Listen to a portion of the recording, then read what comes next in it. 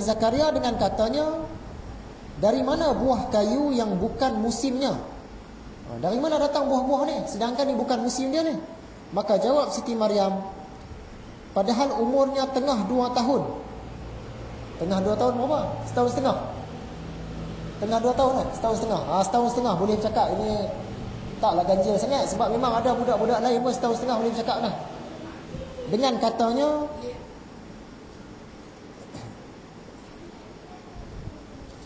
Maryam ni kata Allah yang bagi rezeki. Allah bagi rezeki. Jadi tak heran. Ini menunjukkan Maryam dia satu orang wali Allah.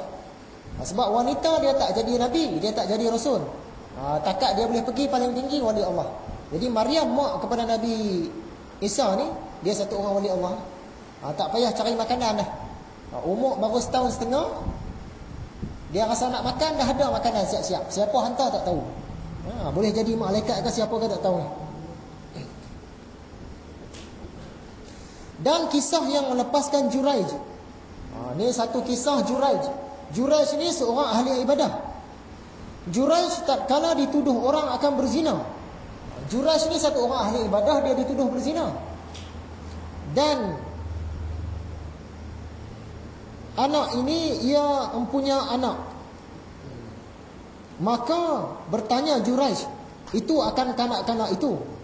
Datang satu kumpulan manusia kata ni anak kamu, anak zina. Jadi Juraij dia tanya budak yang baru lahir itu tadi.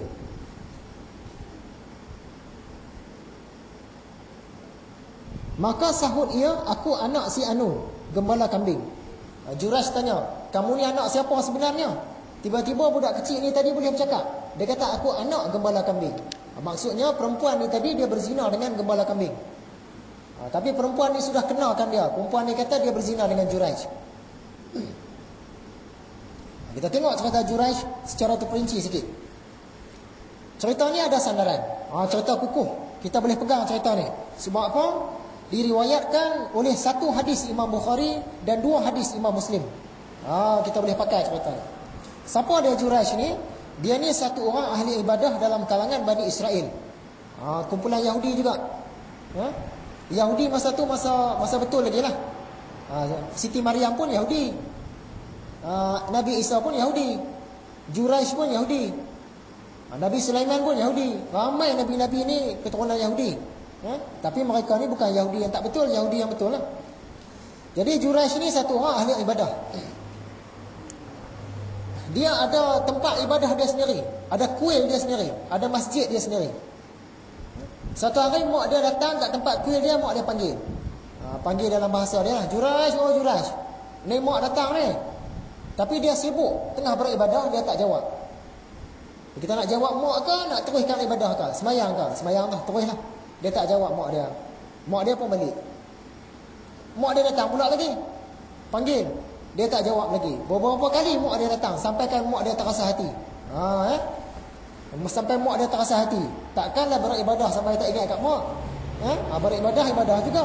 Tapi kena ingat mak. Disebabkan mak dia sudah terasa hati, banyak kali pergi panggil Juraij ni dia tak mau menyahut. Jadi mak dia ni macam sumpahlah dia. Mak dia kata, satu hari nanti kamu akan terkena fitnah pelacur. Kata mak dia. Jadi masin mulut buat dia, mak dia tu memang kena. Memang kena. Sebab apa? Satu hari ada satu orang perempuan ni dia suka berzina. Ni jenis bosia ni, jenis suka berzina. Dia datang dekat rumah ibadah Juraij tadi, sebab Juraij ni pun handsome. Dia ajak Juraij ni berzina. Jadi Juraij tak mau. Juraij tak mau. Tak, kamu nak duduk tepi-tepi rumah ibadah kau ni, duduklah. Nak ajak berzina jangan. Aku tak mau. Jadi selamatlah Juraij. Malangnya dekat kuil Juraij ni ada satu orang penggembala kambing. Dia tengah menumpang kat situ. Dia tengah menumpang. Jadi yang perempuan penzina tadi, dia pergi mengorat pula gembala kambing ni tadi. Dia mengorat gembala kambing tu, mengorat dia pun berzina. Bila berzina, perempuan ni tadi dia lahirkan anak. Dapat anak, orang kampung pun bising. Ni anak kamu dengan siapa ni? Kata perempuan penzina tadi, aku telah berzina dengan orang di dalam rumah ibadah. Dalam rumah ibadah. Jadi bila sebut orang dalam rumah ibadah, orang semua tuju pada Jurash lah. Padahal gembala pun dia menumpang kat situ, dekat rumah ibadah tu. Jadi orang pergi, apalah Jurash, nampak aja orang soleh yang duduk beribadah setiap hari, tapi berzina dengan perempuan ni. Jadi masa itulah orang kampung dia pun marah, bagi pecah dia punya kuil. Dia punya sinagog, dia punya rumah ibadah ni bagi pecah. Jurash pun kena pukul. Jadi Jurash dia ambil wuduk, dia semayang, minta doa kepada Tuhan supaya bagi petunjuk. Lepas tu dia dapat petunjuk. Petunjuk macam mana dia dapat? Dia pergi dekat budak kecil tadi, yang anak zina tu tadi, dia letak tangan kat atas perut anak zina tu. Letak tangan di situ, dia pun tanya, siapa dia sebenarnya bapak kamu? Dengan izin Allah, tiba-tiba budak kecil ni tadi boleh bercakap. Dia kata, bapak aku ialah penggembala kambing. Memang betul lah, penggembala kambing tu dia duduk dalam rumah ibadah Jurash. Jadi selamatlah Jurash daripada fitnah berzina. Jadi orang kampung pun minta maaf dengan dia. Orang kampung nak bangunkan balik rumah ibadah dia, nak dibuat daripada emas dan perak.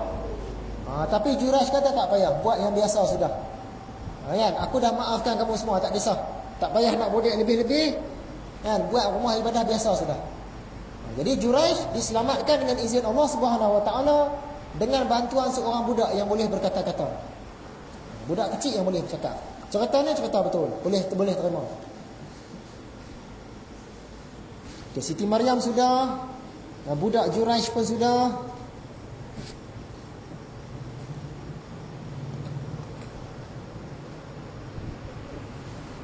Dan kisah Nabi Yusuf itu seperti yang tersebut di dalam Quran.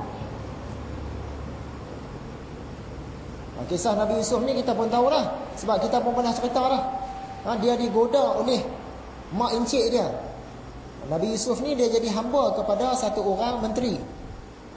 Isteri menteri itu cantik, dia pun terpikat dengan Nabi Yusuf, dia tutup pintu semua. Lepas tu dia ajak Nabi Yusuf berzina dengan dia. Nabi Yusuf tak mau. Bila tak mau, duk main lari dalam bilik tu. Tiba-tiba isteri pembesar ni, iaitu Zulaikha, dia tarik baju Nabi Yusuf, koyak di belakang. Elok pintu pun terbuka, menteri pun datang. Ni apa hal ni? Main lari-lari dalam bilik. Yang Zulaikha kata, kamu tengoklah Yusuf ni, dah lah kita belah dia. Dia tak kenal jasa, dia pula nak rogol saya. Dia buat fitnah macam tu. Jadi Nabi Yusuf dia tak ada pembela. Rupanya di situ ada satu orang budak kecil. Budak dalam buaian. Budak tu boleh bercakap. Budak tu kata, kalau baju Nabi Yusuf koyak di depan, maksud dia Nabi Yusuf yang nak memperkosa isteri menteri. Tapi kalau baju Nabi Yusuf koyak di belakang, maksud dia isteri menteri yang nak memperkosa Nabi Yusuf. Bila tengok yang tu, tengok baju Nabi Yusuf dia koyak di belakang. Jadi menteri tadi sudah malu, dia kata, isteri aku lah ni buat angkara ni.